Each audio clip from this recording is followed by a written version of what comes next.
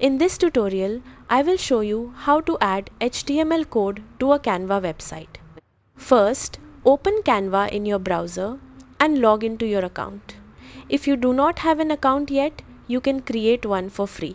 Once you are on the Canva homepage, click the Create a Design button and select Website to start a new website design.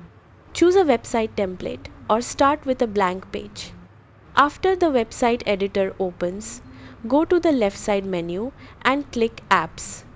In the search bar inside the Apps section, type Embed. Click the Embed app when it appears in the results. Canva will open a panel where you can paste a link to embedded content.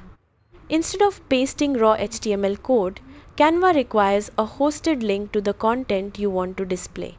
Copy the share or embed link from the service that provides the HTML content, such as a form, video, map, or widget. Paste that link into the embed field in Canva. Click Add to Design and Canva will place the embedded content on your website page. Resize and position the embedded element so it fits your layout. Preview your website to make sure the embedded content works correctly. Finally, click Publish Website to make your Canva site live with the embedded content included.